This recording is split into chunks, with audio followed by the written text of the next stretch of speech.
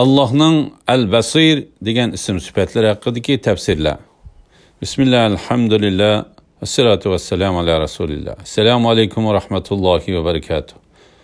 Tuvanda dehqonlarga Ustaz Abduvali Qori rahimahullohning Qur'on va sunnat nuri ostidagi Allah subhanahu va taolaning go'zal ism sifatlarining tafsirlari darslaridan Allah subhanahu va taolaning Al-Basir degan ism sifatlari haqidagi tafsirlarni o'qiymiz inshaalloh. Ba'da billahi minashshaytonirrojim. Allohning Al-Basir degan ism sifatlari haqidagi tafsirlar. Allohning bu ism sifatlari Qur'onda 4 yerda tilga ilingan. Sura Shuara 11-oyatida tarjimasi Allah osmonlarni va zaminni yaratquchidir. Allah sizlarga o'z jinsinglardan juftlarni, ya'ni ayollarni yaratdi.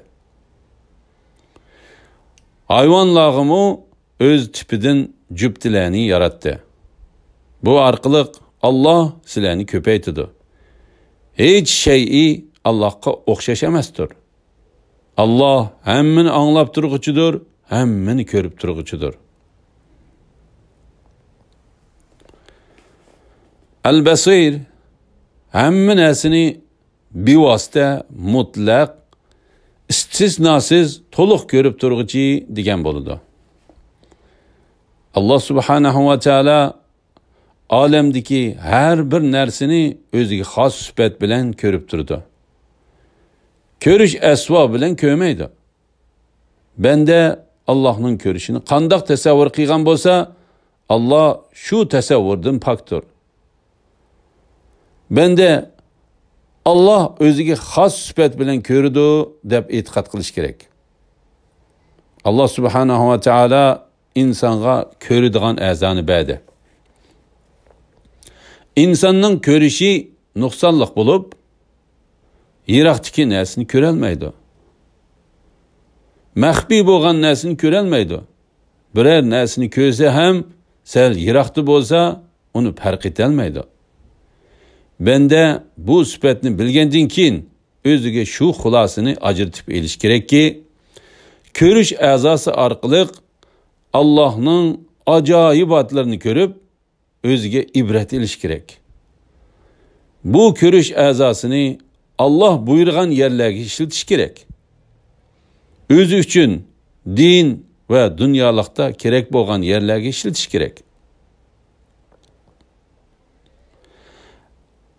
Her ko'rganidan ibrat olish kerak. Kishilar Isa alayhissalomning Robboniyligini, zohidligini, muttaqiligini ko'rib, xalq ichida sizga o'xshaydigan odam bormi deb so'raganda Isa alayhissalom kimga qarasa qarishi ibrat bo'lsa, fikri xolis bo'lsa, gaplari zikr bo'lsa, ana shu kishi menga o'xshash bo'ladi degan ekan. Banda bu sifatni bilgandan keyin Rabbim meni doim ko'rib turdi deb e'tiqod qilish kerak. Shuning uchun har bir ishda Allah meni ko'rib turdi deb harakat qilish kerak. Kimiki Allohning ko'rib turayotganligidan hayo qilmasdan, boshqalarning ko'rib turayotganligidan hayo qilgan bo'lsa, bu sifatdan ajratib oladigan o'lishidan mahrum qolgan bo'ladi. Durust. Bendining bendidan hayo qilishi iymondandir.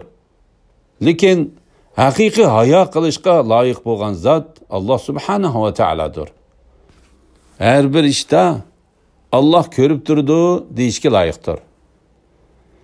Qur'on va hadislarda Allohning bu ism sifatlariga aloqador tuvandagi mazmunlar tilg'ilingan. Sura Hadid 4-oyatida tarjimasi Allah osmonlarni va zaminni 6 kunda yaratdi. Ondan o'ziga loyiq ravishda arsh ustida qaror oldi. Allah zaminga kirib ketadigan narsalarni, zamindan chiqadigan narsalarni, osmondan tushadigan narsalarni, osmonga o'rlaydigan narsalarni bilib turdi. Sizlar qayerda bo'lsanglar, Allah sizlar bilan birga. Allah qilayotgan ishlaringlarni ko'rib turg'uchidir. Sure Shura 27. ayetida tercümesi Eğer Allah bendilerinin rızkını keng qilsa, ular albatta ziminda fitna fasad teriydi. Lekin Allah xolagan narsani o'lcham bilan tushirdi. Allah haqiqatan bendilerinin ahvolidan to'liq xabardordir. Uni ko'rib turg'uchidir. Sura A'rof 201. oyatida taqvodor kishilar shaytonning vasvasasiga uchrasa, Allohni eslaydi-da, haqiqatni ko'rib olib, shaytonning vasvasasidan xalos topadi. La ilaha illalloh Muhammad Rasululloh. Sura Baqara 233. oyatida tercümesi Analar balalarni emitish muddatida to'liq emitmoqchi bo'lsa, to'liq 2 yil emitish kerak. Atalar analarni qoida bo'yicha yemek, ichmak va kiyim-kechak bilan ta'minlab turish kerak. Kishi faqat qo'lidan keladigan ish qila taklif qilindi. Onani balasi sababli ziyon tartqizmaslik, otani balasi sababli ziyon tartqizmaslik lozim. Agar ota o'lib ketsa, uning varisi otaga o'xshash mas'uliyatni, ya'ni ana bo'lg'ichiga nafiqa berish va uning haqlariga rioya qilish qatorliqlarni o'z ustiga elish kerak. Agar ota-ona kengishib, balani 2 yil to'yishmasdanla ayirib etmoqchi bo'lsa, ularga hech bir gunoh bo'lmaydi. Agar ballariinglarni enik analarga emitmoqchi bo'lsanglar, qoida bo'yicha ularning haqqini bersanglar, sizlarga hech gunoh bo'lmaydi. Allohdan, ya'ni Allohning amriga muxolifatchilik qilishdan qo'rqinglar. Bilinglarki, Alloh sizlarning qilgan amallaringlarni ko'rib turg'uchidir. Bima ta'maluna basir. Allah sizlarning qilgan amallaringlarni ko'rib turg'uchidir. Bu oyat Qur'onda 14 qitim takrorlangan bo'lib, shak shubhisizki bu Allohning insonning barliq qilmishlarini mutlaq bilib turadiganligini ko'rsatib berdi. Buxoriy rivoyat qilgan hadislarda tarjimasi Payg'ambar alayhisolatu vassalam itoat maqomlarining eng yuqorisi bo'lgan ihson haqida mundaq deydi. Ihson degan xuddi sen Allohni ko'rib turayotgandek xushu bilan Allohga ibodat qilishingni ko'rsatadi. Gerçi sen Allah'ını görelmesen Allah seni körüp durdu.